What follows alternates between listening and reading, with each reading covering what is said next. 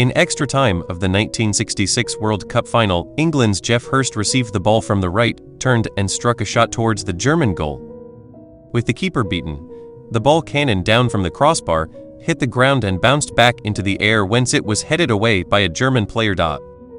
English players claimed a goal that the ball had passed completely over the line. After consultation with his linesman, the referee deemed it to be a goal, making the score 3-2. England scored one more goal to win 4-2.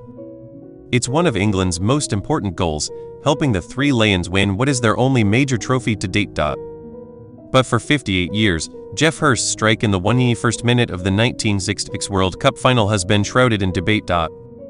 Hurst's explosive shot, which cannoned back down off the crossbar, was judged to have crossed the line by officials. But ever since, fans and pundits from all over the world have repeatedly asked the question, did or didn't it cross the line? Now, in an attempt to settle the debate for good, Mail Online spoke to scientists about the most controversial goal in football history. In the classic match, England were winning 2-1 in the 89th minute before West Germany defender Wolfgang Weber scored a dramatic late equalizer. At 2-2 after 90 minutes, the final was forced into extra time, and, not to be disheartened, the Three Lions pressed forward for a winner. After 11 minutes of extra time gone, England midfielder Alan Ball swung in a cross from the right which was received by Hurst, who swiveled and shot from close range. The ball smashed the underside of the crossbar and hurled downwards onto the turf, but where exactly it landed is still debated today. In the modern game, the ball's position in relation to the goal line is constantly tracked by 7 cameras, so any tight call is deemed a goal or not a goal in mere seconds. But back in 1966, no such technology existed, and only a limited number of TV cameras captured the event for us to scrutinize nearly 60 years on. Dr. Key Bray, a theoretical physicist and former science consultant to Southampton FC, told Mail Online that part of the problem today is the lack of camera angles. Frankly, I don't believe any analysis or conclusions derived from the famous video of the goal, said Dr. Bray, who authored the 2012 article When Is a Goal Not a Goal? One camera is insufficient and a three-dimensional rendition can only be achieved using 2 or more cameras. My belief is that we can't say with any certainty that the ball completely crossed the line, but the officials awarded the goal, so that's that.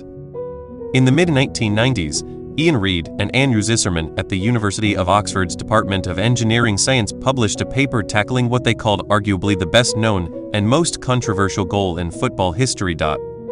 Studying many frames from just 2 cameras, they created an approximate 3D projection to plot the vertical projection of the ball onto the ground. The duo concluded the ball struck the ground on the line and was at least 3 inches from being a goal, even when considering worst possible errors. Professor Zisserman told Mail Online, "When we worked on this in 1996, we determined that the ball did not cross the line. However, they also flagged a lack of viewing angles and the potential motion of the cameras not in a fixed position, issues that may have affected the conclusion." Dr. Kyle Ferguson at Ulster University's Centre for Sports Enterprise in Northern Ireland said any research cannot definitively answer the question. There have been many industry reviews and television have attempted to use technology to answer it, Dr. Ferguson told Mail Online. Technology today allows us to review the game and check each play. However, the game back then was decided by referees and their best guess, which left the game open to subjectivity, but allowed the game to flow in decisions not to be reviewed. Maybe the question is not was it a goal, but which is the better game, the 1960s or the 2020s? Although he'd fallen over after taking his shot and couldn't see, Geoff Hurst later said he was sure the ball crossed the line due to the reaction of his teammate, centre forward Roger Hunt.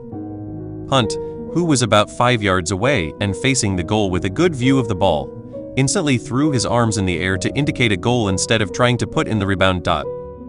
Instinctively, if you're a great striker, you attempt to put it in, said Hurst, who is now the only surviving member of England's World Cup winning squad. But Hunt put his arm up and shouted, "It's a goal, and that's good enough for me."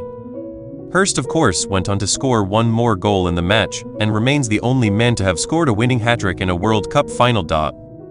So Dr. Reid points out the result of the match does not change, regardless of what conclusion you make about the controversial goal.